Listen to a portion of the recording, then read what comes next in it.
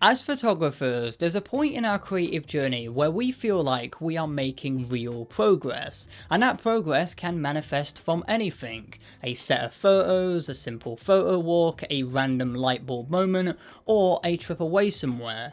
For me, that eureka moment came in 2024 when I was on a trip to the beautiful city of Lisbon. Before this trip, I'd been shooting street photography for about 3 years and had some moderate success, but my work started to feel repetitive, cliché even. For me, something was missing. My photography was a bit bland. It was like a curry without any spice, which is kind of ironic because me and spicy food don't exactly mix very well. Bad metaphors aside, that missing ingredient was story. I like to think that my early work had good intentions, and there were glimpses of progress, but I made rookie mistakes that stalled my progress and left me feeling burnt out on street photography. So Lisbon became the perfect opportunity to flip the script, to step out of my comfort zone, try new techniques, experiment with different shooting approaches, and focus on storytelling. And since that trip, the lessons that I have learned have completely transformed my photography, which you'll see in my work from before Lisbon,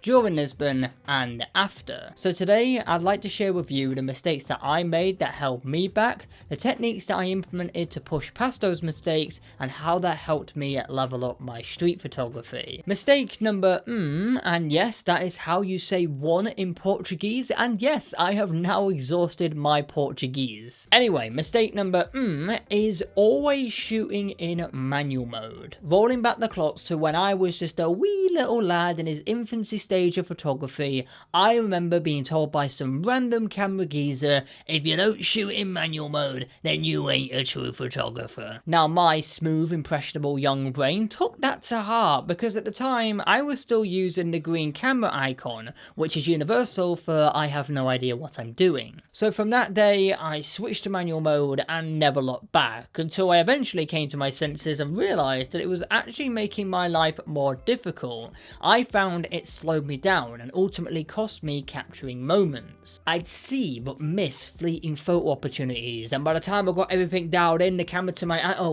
I've missed it. This became a recurring theme, so when I got to Lisbon, the very first thing I did was struggle to switch my camera from the glued manual mode position to aperture priority. In this mode, you control the aperture, deciding how much background blur you want, while the camera handles the rest to give you a balanced exposure. I also made some further tweaks to fine-tune this setup, which I have covered in a separate video if you're interested. After just a single day using aperture priority in Lisbon, I realised how foolish I had been sticking with manual mode all those years. I instantly noticed that I spent less time fiddling with the camera settings and more time focused on the scenes unfolding around me. As a result, I also became more inquisitive, more creative, and when I did raise the camera to my eye, I could capture the moment without missing a beat. And since then, I have used manual mode only 5% of the time and aperture priority 95% of the time. Don't get me wrong, I still think it's vitally important to understand the exposure triangle, and manual mode will definitely help you with that, but I don't think shooting in manual mode makes you any more professional than anyone else. In fact, I think it takes more skill to know when you need to use manual mode and when to switch to something like aperture priority. Sticking on the topic of aperture, mistake number 2 is using the wrong aperture. Just because your lens can stop down to f1.4 doesn't mean you should always shoot at f1.4, and that's more of a message for past Curtis. When I first started using primes, a fast aperture felt like magic. It gave my photos a look that my zoom lenses could never replicate, especially when you were coming from a kit lens. And the main reason people buy prime lenses is for that wide aperture, but that's also why it's so easy to fall into the trap of only using faster apertures. After all, that's what a prime lens is for, right? To create shallow depth of field, it makes your photos look more professional. And sure, in certain shooting scenarios like weddings and portraits, using a faster aperture can be the right call to create subject separation. But in street photography, using a narrower aperture like f4, f5.6, f8 can create a larger depth of field and a stronger sense of place. Shooting wide open all the time runs the risk of losing context, which can make your photos feel cluttered and sometimes repetitive. Before visiting Lisbon, I shot almost exclusively with any of my lenses as wide as possible. And while my photos had that cool look and aesthetic because of the blur, they didn't really say much. They looked nice, but they didn't tell a story. If anything, most of them looked like street portraiture rather than street photography. So when I arrived in Lisbon, I made it my mission to use narrower apertures so I could focus more on context, focus on the wider scene while still making my subject a key focal point, but in a more deliberate way. It certainly wasn't easy at first. It took time to adjust to this slower, more intentional approach,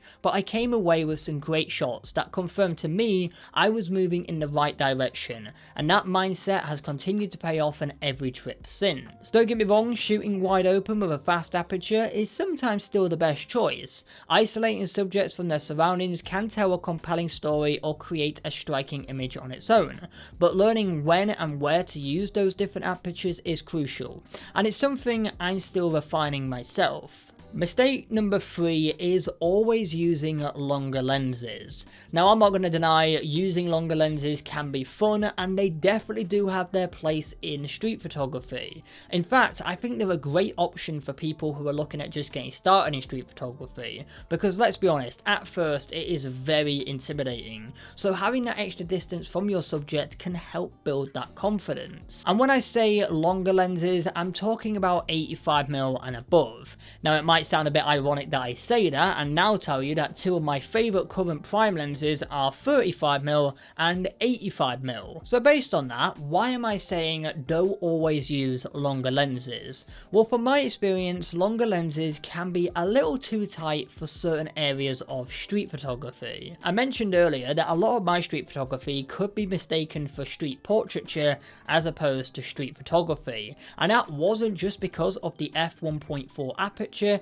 it was also because of these longer lenses. 85mm naturally has a compressed look to it, and when you couple that with an f1.4 aperture, backgrounds can very easily and quickly look creamy and dreamy, and honestly, I hate how that sounded, but what I'm getting at is those kind of combos can risk losing context. Photos taken with these kind of focal lengths tend to showcase more of the lens's technical qualities rather than how I can compose a scene. So when I visited Lisbon, I switched to using a Sigma 30mm, which on my A6700 is around 50mm, and I noticed a world of difference. The wider focal length allowed me to focus more on wider scenes and think more about composition. Since then, I've moved away from 85 as my go-to focal length for street photography, settling instead on the 35 as my prime of choice. The 50mm was a useful stepping stone, but 35 offers the perfect versatility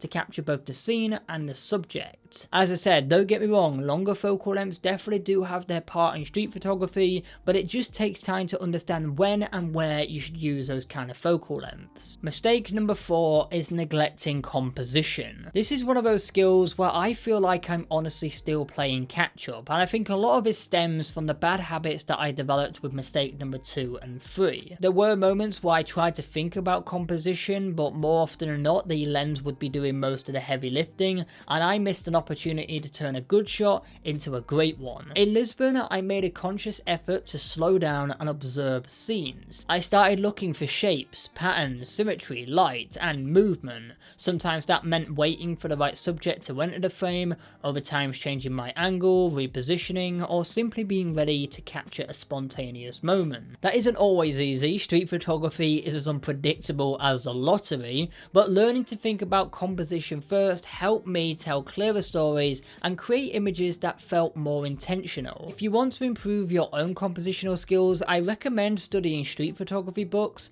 drawing inspiration from other photographers, and best of all, of course, is getting out there to practice.